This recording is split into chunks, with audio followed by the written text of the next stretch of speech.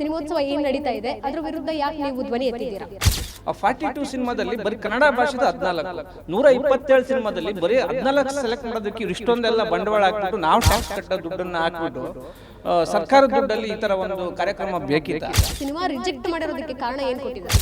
ನಾನು ಸಿನಿಮಾ ಮಾಡಿರ್ತಕ್ಕಂಥದ್ದು ಇದು ರಾಮನ್ ಅಂತ ನಿಮ್ಮ ಸಿನಿಮಾಲ್ಲಿ ಆಗಿದೆ ಈಗಿದೆ ಅಂತಂದ್ರೆ ಮತ್ತೆ ಈ ಸಿನಿಮಾ ನಾವು ನಾನು ಬಂಡವಾಳ ಹಾಕ್ಬಿಟ್ಟು ನಾನೇನು ಅದ್ರಲ್ಲಿ ಬಿಸ್ನೆಸ್ ಮಾಡ್ಕೊಳಕ್ಕೆ ಬಂಡವಾಳ ಹಾಕಿಲ್ಲ, ಜನಕ್ಕೆ ಮುಟ್ಬೇಕು ಆ ವಿಚಾರ.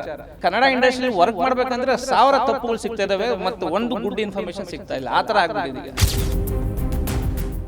16ನೇ ಬೆಂಗಳೂರು ಅಂತಾರಾಷ್ಟ್ರೀಯ ಸಿನಿಮೋತ್ಸವ ವಿರುದ್ಧ ಒಂದಷ್ಟು ಬೇಸರ ಇರಬಹುದು, ಆಕ್ರೋಶ ಇರಬಹುದು, ಆರೋಪ ಇರಬಹುದು, ಒಂದಷ್ಟು ನಿರ್ದೇಶಕರು ಹೊರಹಾಕಿದ್ರು. ಸದ್ಯಕ್ಕೆ ನಮ್ಮೊಟ್ಟಿಗೆ ಇವತ್ತು ನಿರ್ದೇಶಕ ಚಂದ್ರು ಓಬಯ್ಯ ಅವರು ಇರೋವಂಥದ್ದು. ಸೋಷಿಯಲ್ ಮೀಡಿಯಾದಲ್ಲಿ ಅವರು ಸಹ ಒಂದು ಬೇಸರವನ್ನು ವ್ಯಕ್ತಪಡಿಸಿರುವಂಥದ್ದು. ಈ ಕುರಿತು ಯಾಕೆ ಏನು ಆಯಿತು ಅನ್ನೋಂಥ ಅವ್ರನ್ನೇ ಮಾತಾಡಿಸುವಂಥ ಪ್ರಯತ್ನ ಈಗ ಮಾಡ್ತೀನಿ. ಚಂದ್ರು ಸರ್ ನಮಸ್ತೆ. ಸಿನಿಮಾ ಮಾಡಿದ್ರಿ, ನೀವು ಒಂದಷ್ಟು ಒಳ್ಳೆ ಸಿನಿಮಾಗಳು, ಉತ್ತಮ ಸಿನಿಮಾಗಳನ್ನು ಸಮಾಜಕ್ಕೆ ಕೊಟ್ಟಿದ್ರಿ, ಪ್ರೇಕ್ಷಕರು ಸಹ ಇಷ್ಟಪಟ್ಟಿದ್ರು ನಿಮ್ಮನ್ನು. ಆದರೆ ಏನಾಯಿತು ಈ ಬಾರಿ ಬೆಂಗಳೂರು ಸಿನಿಮೋತ್ಸವ ಏನು ನಡೀತಾ ಇದೆ ಅದರ ವಿರುದ್ಧ ಯಾಕೆ ನೀವು ಧ್ವನಿ ಎತ್ತಿದ್ದೀರಾ? ಮೊದಲೇದಾಗಿ ಈ 16ನೇ ಬೆಂಗಳೂರು ಚಿತ್ರೋತ್ಸವ ಏನು ನಡೀತಾ ಇದೆಯಲ್ಲ, ಅದು ಯಾರು ಮಾಡ್ತಾ ಇದ್ದಾರೋ ಅವರೆಲ್ರಿಗೂ ಒಳ್ಳೆಯದಾಗಲಿ, ಚಿತ್ರೋತ್ಸವ ಸಕ್ಸಸ್ ಆಗಲಿ ಅಂತ ನಾನು ಕೇಳ್ಕೊತೀನಿ. ಅದರೊಟ್ಟಿಗೆ ನಾನು ಇದಕ್ಕೂ ಮುಂಚೆ U-Turn 2 ಸಿನಿಮಾ ಮಾಡಿದ್ವಿ. U-Turn 2 ಆದಮೇಲೆ ಈಗ 2-3 ಸಿನಿಮಾ ಕೆಲಸ ನಡೀತಾ ಇದ್ದಾವೆ. ಅದ್ರ ಮಧ್ಯೆ ನಾನು ಒಂದು ಸಿನಿಮಾನ ರಾಮ ಆ್ಯಂಡ್ ರಾಮು ಅಂತ ಒಂದು ಸಿನಿಮಾ, ಅದನ್ನು ನಾನೇ ನಿರ್ಮಾಣ ಮಾಡಿ ನಿರ್ದೇಶನ ಮಾಡಿ, ಇದು ಪೌರ ಕಾರ್ಮಿಕರ ಬಗ್ಗೆ ಇರೋಂಥ ಸಿನಿಮಾ. ಆ ಸಿನಿಮಾನ ನಾನು ಬೆಂಗಳೂರು ಉತ್ಸವಕ್ಕೆ ನಾನು ಹಾಕಿದ್ದೆ. ಬಟ್ ಏನು ಆಗ್ತಾಯಿದೆ ಅಂತಂದರೆ ನಮ್ಮದೇನು ವಿರೋಧ ಇಲ್ಲ, ಈ ಫೆಸ್ಟಿವಲ್ ನಡೀಲೇಬಾರ್ದು. ನಾವೊಂದು 9 ಜನ ಇದ್ದೀವಿ. ನಾನು ಮೊದಲೇದಾಗಿ ನೀವು ನಿರ್ದೇಶಕರು ಅಂತ ಹೇಳಿದರೆ ಖಂಡಿತ ನಾನು ನಿರ್ದೇಶಕ, ಅದರೊಟ್ಟಿಗೆ ಈ ಹೋರಾಟ ಮಾಡ್ತಿರೋದ್ರಲ್ಲಿ ನಾನು ಒಬ್ಬ. ಅಂದರೆ ನಿರ್ಮಾಪಕರೆಲ್ಲ ಸೇರಿಕೊಂಡು ಯಾರ್ಯಾರು ಅಪ್ಲೈ ಮಾಡಿದಾರೋ ಅದರಲ್ಲಿ ನಾವು ಹೈಕೋರ್ಟ್ವರೆಗೂ ನಾವು ಹೋಗಿದ್ದೀವಿ. ಹೈಕೋರ್ಟಲ್ಲಿ ನಾವು ದಾವೆ ಹೂಡಿದ್ದೀವಿ. ಅಲ್ಲಿ ಕಾನೂನು ಪ್ರಕಾರ ಏನು ಆಗುತ್ತೋ ಅದ್ರ ಪಾಡಿಗೆ ಅದು ನಡೀತಾ ಇದೆ. ಸೊ ಹಂಗಾಗಿ ಕೋರ್ಟಲ್ಲಿ ಇದು ನಡೀತಿರೋದ್ರಿಂದ ನಾನು ಯಾವುದೇ ಹೆಸರುಗಳನ್ನು ಹೇಳೋಕ್ಕಾಗೋದಿಲ್ಲ. ಯಾಕಂತಂದರೆ ನಿಮಗೆ ಗೊತ್ತು, ಕಾನೂನು ಪ್ರಕಾರ ಯಾವುದೇ ವಿಚಾರಗಳಲ್ಲಿ ನಡೀತಾ ಇರಬೇಕಾದ್ರೆ ನಾನು ಏಕಾಏಕಿ ನನ್ನ ಮನಸ್ಸಿಗೆ ಬಂದಂಗೆ ನಾನು ಮಾತಾಡೋಕ್ಕಾಗಲ್ಲ. ಸೊ ಇಲ್ಲಿ ನಾವು ಅಕಾಡೆಮಿ ಅಂದರೆ ಚಲನಚಿತ್ರ ಅಕಾಡೆಮಿ ಏನಿದೆಯೋ ಅವ್ರೇನು ಆರ್ಗನೈಸ್ ಮಾಡಿದಾರಲ್ವ, ಆರ್ಗನೈಸ್ ಮಾಡಿರೋದೇ ಒಂದು ಕನ್ಫ್ಯೂಷನಲ್ಲೇ ಆರ್ಗನೈಸ್ ಮಾಡಿದ್ದಾರೆ ಅಂತ ನನ್ನ ಒಂದು ವಾದ. ಯಾಕಂದರೆ ತುಂಬ ಜನ ನೋಡಿ, ನೀವು ಈ ಡಾಕ್ಯುಮೆಂಟ್ಗಳು ನೋಡ್ತಾ ಇದ್ದರೆ ಒಟ್ಟು ಈ ಸಿನಿಮಾಗಳು ಅಪ್ಲೈ ಆಗಿರೋದು ಬಂದುಬಿಟ್ಟು 400 ಚಿಲ್ಡ್ರ ಎಂಟೈರ್ ವರ್ಲ್ಡ್. ಅಂದರೆ ಇವರು ಬೆಂಗಳೂರು ಅಂತಾರಾಷ್ಟ್ರೀಯ ಚಲನಚಿತ್ರೋತ್ಸವ ಅಂತ ಮಾಡ್ತಾ ಇದ್ದಾರಲ್ವ, ಅಪ್ಲೈ ಆಗಿರೋದು ಬಂದು ಅವ್ರು ಹೇಳೋ ಪ್ರಕಾರ, ಅಕಾಡೆಮಿ ಅವರು ಆಡಳಿತ ಮಂಡಳಿ ಇನ್ಫಾರ್ಮೇಷನ್ ಕೊಡೋ ಪ್ರಕಾರ 400ಕ್ಕೂ ಹೆಚ್ಚು ಚಿತ್ರಗಳು ಇದಕ್ಕೆ ಅಪ್ಲೈ ಆಗಿದ್ದಾವೆ. ಇಲ್ಲಿ ಕನ್ನಡ ಸಿನಿಮಾಗಳು 127 ಕನ್ನಡ ಸಿನಿಮಾಗಳು ಮತ್ತು 270 ಟೋಟಲ್ ಸಿನಿಮಾಗಳು ಲೈಮ್ ಲೈಟಲ್ಲಿರೋದು. 400 ಚಿಲ್ಡ್ರ ಅಂತಂದರೆ ಒಟ್ಟು ಅದರಲ್ಲಿ ಕೆಲವೊಂದು ಸಿನಿಮಾಗಳು ಡಾಕ್ಯುಮೆಂಟ್ ಪ್ರಾಬ್ಲಮ್ಮು, ಆ ಪ್ರಾಬ್ಲಮ್ ಈ ಪ್ರಾಬ್ಲಮ್ ಅಂತ ರಿಜೆಕ್ಟ್ ಆಗಿ ಲೈಮ್ ಲೈಟಲ್ಲಿ, ಅಂದರೆ ಇವ್ರು ನೋಡೋಕ್ಕೆ ಅರ್ಹರು ಈ ಸಿನಿಮಾ, ಅಂದರೆ ಜೂರಿಗಳು ನೋಡ್ಬೋದು ಈ ಸಿನಿಮಾಗಳನ್ನ ಅಂತ ಇವರು ಕ್ಯಾಟಗರೈಸ್ ಮಾಡಿರೋದು 270 ಓವರಾಲು. ಅದರಲ್ಲಿ ಕನ್ನಡ ಸಿನಿಮಾಗಳು ಬಂದರು 127. ಅದರಲ್ಲಿ ನಂದು ಒಂದು ಸಿನಿಮಾ. ಮತ್ತು ನಾವೇನು 9 ಜನ ನಾವು ಹೋರಾಟ ಮಾಡ್ತಾಯಿದ್ದೀವಿ. 9 ಜನ ಅಂತಂದರೆ ಇಲ್ಲಿ ಟೈಗರ್ ನಾಗ್ ಅವರಾಗಿರ್ಬೋದು, ನಾಗೇಶ್ ಅವರಾಗಿರ್ಬೋದು, ಮತ್ತು ತುಂಬ ನಮ್ಮ ಸ್ನೇಹಿತರು ತುಂಬ ಜನ ಇದ್ದಾರೆ. ನಾವು 9 ಜನ ಕೋರ್ಟಲ್ಲಿ ನಾವು ದಾವೆ ಹೂಡಿದ್ದೀವಿ.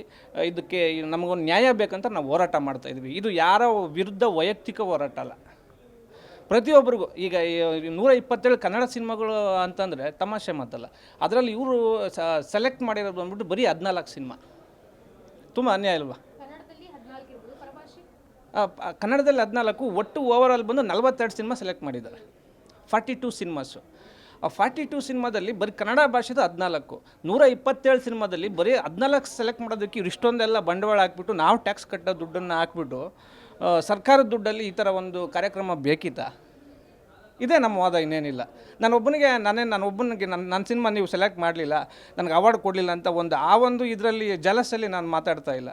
ಎಲ್ರದ್ದು ಇವಾಗ ಇಂಡಸ್ಟ್ರಿಯಲ್ಲಿ ಏನಂತಂದರೆ ನಾವು 10 ವರ್ಷ ಆಯ್ತು ರೀ ಬಂದು ಇಂಡಸ್ಟ್ರಿಗೆ ಕೆಲಸ ಮಾಡೋಕ್ಕೆ ಸ್ಟಾರ್ಟ್ ಮಾಡಿ 10 ವರ್ಷ ಆಗೋಯ್ತು.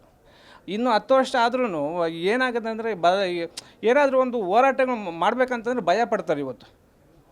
ಅಯ್ಯೋ ಅವ್ರ ವಿರುದ್ಧ ನಾವು ಹೋರಾಟ ಮಾಡಬೇಕಾ, ಇವ್ರ ವಿರುದ್ಧ. ನಾವು ಯಾರ ವಿರುದ್ಧ ಅಲ್ಲ ಮೇಡಮ್, ನಾವು ಟ್ಯಾಕ್ಸ್ ಕಟ್ತಾ ಇದ್ದೀವಿ, ನಮ್ಮ ಹಣದ ವಿರುದ್ಧ ನಾವು ಹೋರಾಟ ಮಾಡ್ತಾಯಿದ್ದೀವಿ. ನಾವು ಟ್ಯಾಕ್ಸ್ ಕಟ್ಟಿರೋ ಅಮೌಂಟಿಗೆ ನ್ಯಾಯ ಕೊಡಿ ನೀವು. ನಾನು 9,000 ಕಟ್ಟಿದ್ದೀನಿ ಅಮೌಂಟು. 3 ವಿಭಾಗಕ್ಕೂ ನಾನು ಸಿನಿಮಾ ಅಪ್ಲೈ ಮಾಡಿದ್ದೀನಿ. ಪೌರ ಕಾರ್ಮಿಕರ ಬಗ್ಗೆ ಇಲ್ಲಿ ಕಸ ಹಾಕ್ಬಿಡಿ ಸಿಟಿಲೆಲ್ಲ ಇಷ್ಟೊಂದೆಲ್ಲ ಕಸದಿಂದ ಪ್ರಾಬ್ಲಮ್ ಆಗೋದನ್ನು ಒಂದು ಮೆಸೇಜ್ ಸೋಷಿಯಲ್ ಕಾಸ್ ಇರೋ ಒಂದು ಮೆಸೇಜ್ ಅದು.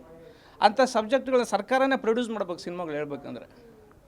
ಆದರೆ ಅಂಥ ಸಿನಿಮಾಗಳನ್ನೇ ಇವರು ರಿಜೆಕ್ಟ್ ಮಾಡಿಕೊಂಡು ಕೇಳಿರಿ ಏನು ಉಡಾಫೆ ಉತ್ತರ ಕೊಡ್ತಾರೆ ಗೊತ್ತಾ, ನಿಮ್ಮ ಸಿನಿಮಾ ಲ್ಯಾಗ್ ಇತ್ತು, ಉದ್ದ ಇತ್ತು ಅಂತ ಹೇಳ್ತಾರೆ. ಕೆಲವೊಂದು ವಿಚಾರಗಳು ಹೇಳಬೇಕು, ನಾವು ಜನಕ್ಕೆ ಮುಟ್ಸ್ಬೇಕಂತಂದರೆ ಕಮರ್ಷಿಯಲ್ ಅಂತೂ ಹೋಗೋಕ್ಕಾಗಲ್ಲ.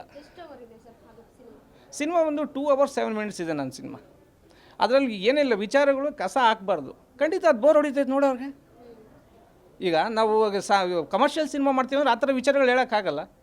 ಅಟ್ಲೀಸ್ಟ್ ಇಂಥ ವಿಚಾರದಲ್ಲಾದರೆ ಸರ್ಕಾರ ಪ್ರೊಡ್ಯೂಸ್ ಮಾಡಬೇಕಿಂತ ಸಿನಿಮಾಗಳನ್ನ ಸರ್ಕಾರ ಪ್ರೊಡ್ಯೂಸ್ ಮಾಡಿಬಿಟ್ಟು ಜನಕ್ಕೆ ಮೆಸೇಜ್ ಕೊಡಬೇಕು, ಕಂಟೆಂಟ್ ಓರಿಯೆಂಟೆಡ್ ಸಿನಿಮಾಗಳು.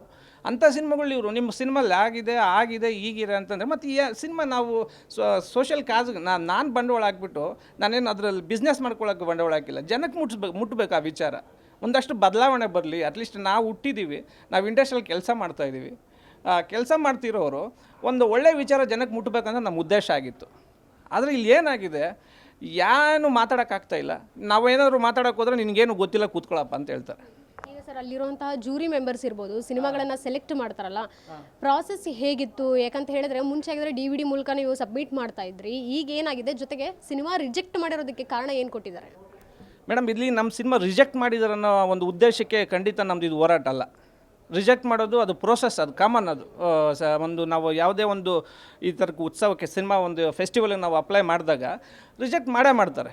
ಅವ್ರು ನಾವು ಒಪ್ಕೊಳ್ಳೇಬೇಕು. ಹೌದು, ನನ್ನ ಸಿನಿಮಾ ಕಂಟೆಂಟ್ ಸರಿ ಇಲ್ಲ, ನಾನೇನೋ ತಪ್ಪು ಮಾಡಿದ್ದೀನಿ, ನಾನು ಹಾಕಿದ ತಕ್ಷಣ ನಾನು ಸಿನಿಮಾ ಸೆಲೆಕ್ಟ್ ಮಾಡಬೇಕನ್ನೋ ಒಂದು ಆಸೆ ನಮಗಿಲ್ಲ.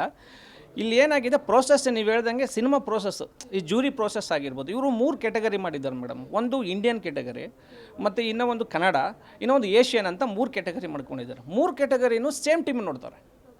ನಾವು ಇಲ್ಲೇನು ಮಾಡ್ತಾರೆ, ದುಡ್ಡು ನಾವು ಫೈಲ್ ನಾವು ಸಬ್ಮಿಷನ್ ಮಾಡಬೇಕಾದ್ರೆ ಡಿಫ್ರೆಂಟ್ ಕ್ಯಾಟಗರಿ ಇರುತ್ತೆ. ನಮಗೇನು ಅನಿಸುತ್ತೋ, ಅಯ್ಯೋ ಈ ಕ್ಯಾಟಗರಿ ಬಿಟ್ಟರೆ ಆ ಕ್ಯಾಟಗರಿಲಾದರೂ ನನ್ನ ಸಿನಿಮಾ ಓಕೆ ಆಗುತ್ತೆ, ಆ ಕ್ಯಾಟಗರಿ ಬಿಟ್ಟು ಆ ಕ್ಯಾಟಗರಿಗೆ ಹೋದರೆ 3 ಕ್ಯಾಟಗರಿ ಯಾವ್ದಾದ್ರು ಒಂದು ಕ್ಯಾಟಗರಿಗೆ ನನ್ನ ಸಿನಿಮಾ ಫಿಕ್ಸ್ ಆಗ್ಬೋದು ಅನ್ನೋ ನಮ್ಮ ಭಾವನೆ ಇರುತ್ತೆ. ಆದರೆ ಇಲ್ಲೇನಂತಾರೆ 3 ಕ್ಯಾಟಗರಿಯಲ್ಲಿ ಸಿನಿಮಾ ನೋಡೋದು ಒಂದೇ ಟೀಮ್ ಅವರು. ಮತ್ತು ಕನ್ನಡ ನಾವು ಕನ್ನಡ ಕ್ಯಾಟಗರಿಗೆ ಹಾಕಿ ಕನ್ನಡ ಕ್ಯಾಟಗರಿ ಅವರು ಆ ಸಿನಿಮಾ ನೋಡಿ ರಿಜೆಕ್ಟ್ ಆದರೆ ಆ ಸಿನಿಮಾನ ಮತ್ತೆ ಏಷ್ಯನ್ನು ಮತ್ತು ಇಂಡಿಯನ್ ಸಿನಿಮಾಗೆ ಅವ್ರು ಟ್ರಾನ್ಸ್ಫರ್ ಮಾಡೋದಿಲ್ಲ. ಯಾಕಂದರೆ ಈ ಲೆವೆಲಲ್ಲಿ ಈ ಸಿನಿಮಾ ಗೆದ್ದಿಲ್ಲ ಅಂತಂದರೆ ಇನ್ನು 2 ಕ್ಯಾಟಗರಿ ಇವ್ರು ತಗೊತಾರಾ ಅನ್ನೋ ಇವ್ರ ವಾದ. ಅದೇ 3 ಕ್ಯಾಟಗರಿ ಡಿಫ್ರೆಂಟ್ ಜೂರಿಗಳಿದ್ದಾಗ ಇವ್ರಿಗಿಲ್ದಿರೋ ನಾಲೆಡ್ಜ್ ಅವ್ರಿಗಿರ್ಬೋದೇನೋ, ಆ ಕ್ಯಾಟಗರಿಯಲ್ಲಿ ನಮ್ಮ ಸಿನಿಮಾ ಗೆಲ್ಬೋದೇನೋ ಅನ್ನೋ ಆಸೆ ನಮಗಿರುತ್ತಲ್ವ. ಬಟ್ ಇವ್ರು ಹಿಂಗೆ ಆಗ್ತಾಯಿಲ್ಲ. ಇಲ್ಲೆಲ್ಲ ಉಲ್ಟಾ ಪಲ್ಟಾ ಮಾಡಿಕೊಂಡು ಇವ್ರ ಪಾಡಿಗೆ ಇವರೇನೋ ಫೆಸ್ಟಿವಲ್ ನಡೆಸ್ತಾ ಇದ್ದಾರೆ. ಖಂಡಿತ ಫೆಸ್ಟಿವಲ್ ನಡೆಸೋರಿಗೆ ದೇವ್ರು ಒಳ್ಳೇದು ಮಾಡಲಿ. ಇನ್ನು ಅಕಾಡೆಮಿ ಅಧ್ಯಕ್ಷರಾಗಿರುವಂಥ ಸಾಧು ಕೋಕಿಲ್ ಅವರ ಗಮನಕ್ಕೆ ಇದೆಲ್ಲ ಬರದೇ ಇರುತ್ತಾ ಅನ್ನೋಂಥ ಪ್ರಶ್ನೆ ಸಹ ಈಗ ಇರುವಂಥದ್ದು. ಯಾಕಂದರೆ ಏನೇನು ಆಗ್ತಿದೆ, ರಿಜಿಸ್ಟರ್ ಏನೇನು ಮಾಡ್ಕೊಂಡಿದ್ದಾರೆ, ಯಾವ್ಯಾವ ಸಿನಿಮಾಗಳು ಸೆಲೆಕ್ಟ್ ಆಗಿವೆ ಅನ್ನೋವಂಥದ್ದು ಅವ್ರಿಗೂ ಸಹ ಗೊತ್ತಿರುತ್ತೆ. ಈಗ ಸಾಧು ಕೋಕಿಲ್ ಸರ್ ಬಗ್ಗೆ ಎಲ್ರಿಗೂ ಗೌರವ ಇದೆ, ನಮಗೂ ಗೌರವ ಇದೆ. ತುಂಬ ಒಳ್ಳೆಯ ಮನುಷ್ಯರು, ತುಂಬ ಅಂದರೆ ಅಚ್ಚುಕಟ್ಟಾಗಿ ಮಾತಾಡ್ತಾರೆ, ತುಂಬ ಚೆನ್ನಾಗಿ ವ್ಯವಸ್ಥೆನ ಚೆನ್ನಾಗಿ ನೋಡ್ಕೊತಾರೆ ಅನ್ನೋ ನಂಬಿಕೆ ನಮಗಿತ್ತು. ಯಾಕಂದರೆ ಅವ್ರು ಸಿನಿಮಾದವರಾಗಿ ನೀವೆಲ್ಲ ನೋಡಿರ್ತೀರ, ನಾವೆಲ್ಲ ನೋಡಿರ್ತೀರ, ಒಂದು ಅಚ್ಚುಕಟ್ಟಾಗಿ ಎಲ್ಲನೂ ವ್ಯವಸ್ಥೆ ಮಾಡಿರ್ತಾರೆ ಅಂತ ನಂಬಿಕೆ ನಮಗಿತ್ತು. ನಾವು ಪ್ರಾರಂಭದಲ್ಲಿ ಸಿನಿಮಾ ಸಬ್ಮಿಟ್ ಮಾಡಾದ್ಮೇಲೆ ತುಂಬ ನಾವು ಅಲ್ದುಬಿಟ್ವಿ ಅಕಾಡೆಮಿಗೆ. ನೋಡಿ ಈ ಥರ ಆಗಿದೆ, ಏನಾಗಿದೆ ಅಂತಂದರೆ ವಿಮೆ ಅಂತ ಇವಾಗ ನೀವು ಆಗಲೇ ಹೇಳಿದ್ರಿ ಪ್ರೋಸೆಸ್ ಹೆಂಗೆ ನಡೆಯುತ್ತೆ ಅಂತ. ಮುಂಚೆ ನಾವೆಲ್ಲ DVD ಕೊಡ್ತಾಯಿದ್ವಿ, ಈಗ DVD ಆಫ್ಲೈನ್ ಮತ್ತು ಆನ್ಲೈನ್ ಅಂತ ಮಾಡಿದ್ದಾರೆ. ಒಂದು DVD ಆದರೂ ಕೊಡಿ ನೀವು, ಇಲ್ಲ ಆನ್ಲೈನ್ ಲಿಂಕ್ ಆದರೂ ಕಳಿಸಿ ಅಂತ. ಇಲ್ಲಿ ಆನ್ಲೈನ್ 80% ಆನ್ಲೈನ್ ಲಿಂಕೇ ಕಳಿಸಿರೋದು. ಈಗ 80% ನೋಡಿ ಇಲ್ಲಿ ಡಾಕ್ಯುಮೆಂಟು ಇಲ್ಲೇನಾಗಿದೆ ಅಂತಂದರೆ ರವೀಂದ್ರ ವಂಶಿ ಅಂತ ನಂದೊಂದ್ರ ಬಗ್ಗೆ ನಾನು ಮಾತಾಡ್ತಿಲ್ಲ, ಓವರಾಲ್ ಇಂಡಸ್ಟ್ರಿಯಲ್ಲಿ ಏನಾಗಿದೆ, ಏನು ಅನ್ಯಾಯ ಆಗಿದೆ ಅದ್ರ ಬಗ್ಗೆ ಮಾತಾಡ್ತಿರೋದು. ರವೀಂದ್ರ ವಂಶಿ ಅವ್ರದ್ದು ಸಿನಿಮಾ ಇದು. ವ್ಯೂಸ್ ನೋಡಿ ನಿಮಗೆ, ಇವಾಗ ಏನಾದರೂ ನಾವು ಒಂದು ಯೂಟ್ಯೂಬ್ ಲಿಂಕ್ ಕ್ಲಿಕ್ ಮಾಡಿದ್ರೆ ಒಂದು ವ್ಯೂಸ್ ಗೊತ್ತಾಗುತ್ತೆ. ಅಂಥದ್ದು ವಿಮೆ ಲಿಂಕಲ್ಲಿ ಸಿನಿಮಾ ಅಪ್ಲೋಡ್ ಮಾಡಿದರೆ ಇವ್ರು ಓಪನ್ನೇ ಮಾಡಿಲ್ಲ, ಆ ಥರ ನಮ್ಗೆ ರಿಫ್ಲೆಕ್ಟ್ ಆಗ್ತಾ ಇರೋದು. ಸಿನಿಮಾನೇ ನೋಡಿಲ್ಲ ಅನ್ನೋದೇ ಎಲ್ಲರದ್ದು ನೋವಿರೋದು. ಅಟ್ಲೀಸ್ಟ್ 127 ಸಿನಿಮಾನ ಇವ್ರು ನೋಡಿದ್ದಾರೆ ಅನ್ನೋದು ನಮಗೆ ಉತ್ತರ ಬೇಕು ನಮ್ಗೆ. ಇಲ್ಲ ಮೇಡಮ್, ನಾನು ಸಿನಿಮಾ ಫೆಸ್ಟಿವಲ್ಗೆ ಇಲ್ಲಿವರೆಗೆ ಹೆಜ್ಜೆನೂ ಇಟ್ಟಿಲ್ಲ. ಇದು ಫಸ್ಟ್ ಟೈಮ್ ನಾನು ಮಾಡಿರೋದು. ಅದು ನಾನು ಏನಂತಂದರೆ ಒಂದು ಪೌರ ಕಾರ್ಮಿಕರ ಬಗ್ಗೆ ಇರೋದ್ರಿಂದ ಜನಕ್ಕೆ ಸ್ವಲ್ಪ ರೀಚ್ ಆಗಲಿ ಕಂಟೆಂಟು. ನಂದು ನೋಡಿ ಮೇಡಮ್, ನಂದು ರಾಮೋಹನ್ ರಾಮು ಅಂತ ನೋಡಿ, ಈ ರಾಮೋಹನ್ ರಾಮು ನೋಡಿ, ಇದು ಸಿನಿಮಾ ನಾನು ಸಿನಿಮಾ ಮಾಡಿರ್ತಕ್ಕಂಥದ್ದು. ಇದು ರಾಮೋಹನ್ ರಾಮ್ ಅಂತ, ಮೂಗೂರು ಸುರೇಶ್ ಸರ್ ಇದ್ದಾರೆ ಅದರಲ್ಲಿ, ಮತ್ತು ಇವರು ನಾಗೇಂದ್ರ ಅರಸ್ ಅವರು ಇದ್ದಾರೆ. ಇದು ವ್ಯೂಸ್ ನಮಗೆ ತೋರಿಸ್ತಾ ಇರೋದೇನೆಂದರೆ 15 ನಿಮಿಷ ಟೋಟಲ್ ವಾಚು. ನನ್ನ ಸಿನಿಮಾ ಇರೋದು ಬಂದು 2 ಅವರು 7 ನಿಮಿಷ ಸಿನಿಮಾ ಇರೋದು, 15 ನಿಮಿಷ ಸಿನಿಮಾ ನೋಡಿದ್ದಾರೆ ಅಂತ ಇದು ನಮಗೆ ಡಿಜಿಟಲಿ ನಮಗೆ ರಿಫ್ಲೆಕ್ಟ್ ಆಗ್ತಾ ಇರೋದು. ಬಟ್ ನಾವು ಅವ್ರನ್ನೂ ಪ್ರಶ್ನೆ ಮಾಡಿದಾಗ ಅವ್ರು ಹೇಳ್ತಾರೆ ಇಲ್ಲ ನಾವು ಫುಲ್ ಸಿನಿಮಾ ನೋಡಿದ್ದೀವಿ ಅಂತ. ಸೊ ನಮಗೆ ಈ ಸಿನಿಮಾ ಒಂದೇ ಅಲ್ಲ, ರಾಮ ಒಂದು ಸಿನಿಮಾ ಅಲ್ಲ, 127 ಸಿನಿಮಾ ಇವ್ರು ನೋಡಿದಾರಾ ಪ್ರಾಮಾಣಿಕವಾಗಿ.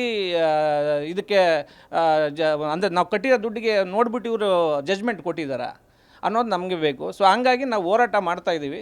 ಸೊ ಇದಕ್ಕೆ ಈ ಹೋರಾಟಕ್ಕೆ ಖಂಡಿತ ನಮಗೆ ಈ ಮಾಧ್ಯಮ ಸಪೋರ್ಟ್ ಆಗಿರ್ಬೋದು, ಎಲ್ಲರೂ ಸಪೋರ್ಟ್ ಬೇಕು. ಇದು ಯಾರು ವ್ಯಕ್ತಿಗತ ಹೋರಾಟ ಅಲ್ಲ ಮೇಡಮ್, ನಮಗೆ ನ್ಯಾಯನ ಪಡ್ಕೊಳ್ಳೋಂಥ ಹೋರಾಟ ಅಷ್ಟೇ. ನಮ್ಗೆ ಯಾರ ಮೇಲೂ ಕೋಪನೂ ಇಲ್ಲ. ಫೆಸ್ಟಿವಲ್ಗೆ ಕರೆದ್ರೆ ಖಂಡಿತ ನಾವು ಫೆಸ್ಟಿವಲ್ಗೆ ಹೋಗ್ತೀವಿ, ಅದರಲ್ಲೇ ನಮಗೆ ಎರಡು ಮಾತಿಲ್ಲ. ಇನ್ನು ಚಿತ್ರರಂಗದಲ್ಲಿ ಸಬ್ಸಿಡಿ ವಿಚಾರವಾಗಿ ಏನಾದರೂ ಬಂತ ಈ ಬಾರಿ? ನೋಡಿ, ಇದೊಂದು ಘನಘೋರ. ಇದು ನಮ್ಮ ಚೇಂಬರ್ಗಳು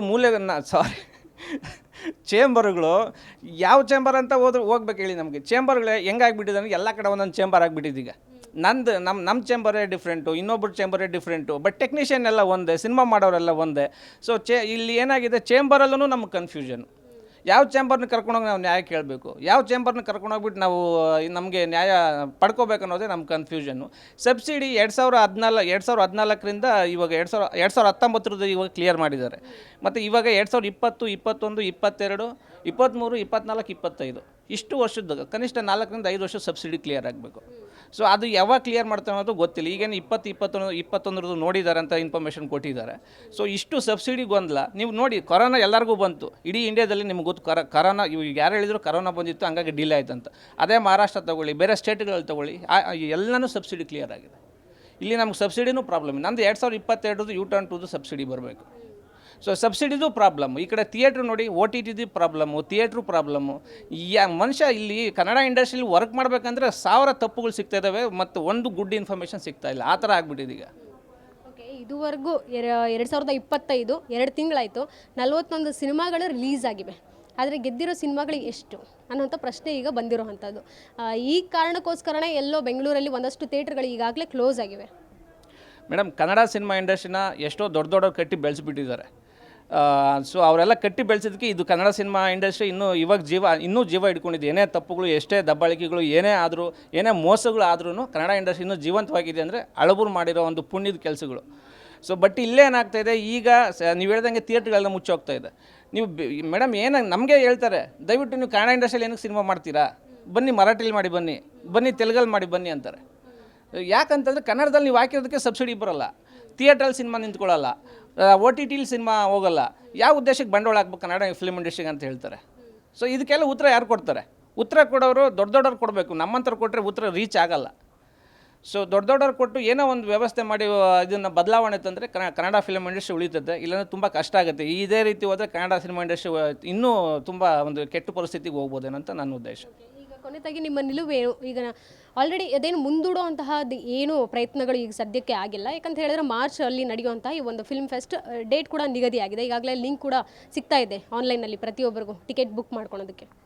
ಮೇಡಮ್, ಈಗ ನಮಗೆ ಫೆಸ್ಟಿವಲ್ನ ನಿಲ್ಲಿಸ್ಬೇಕನ್ನೋ ಉದ್ದೇಶ ನಮಗಿಲ್ಲ ಮೇಡಮ್. ಅದು ನಾವು ಹೋರಾಟ ಪ್ರಾರಂಭ ಮಾಡಿದಾಗ್ಲೂ ನಮಗಿಲ್ಲ. ಅದು ಬ್ಯಾಂಗ್ಳೂರು ಫಿಲ್ಮ್ ಫೆಸ್ಟಿವಲ್ ನಿಲ್ಲಿಸ್ಬೇಕು ಅನ್ನೋದು ನಿಂತರೆ ನಮಗೆ ಅನ್ಯಾಯ ಅಲ್ವಾ. ಅಲ್ಲಿ ಆಗ್ತಕ್ಕಂಥ ತಪ್ಪುಗಳು ನಿಲ್ಲಬೇಕು ಅನ್ನೋದು ಅಷ್ಟೇ ನಮ್ಮ ಉದ್ದೇಶ ಆಗಿತ್ತು.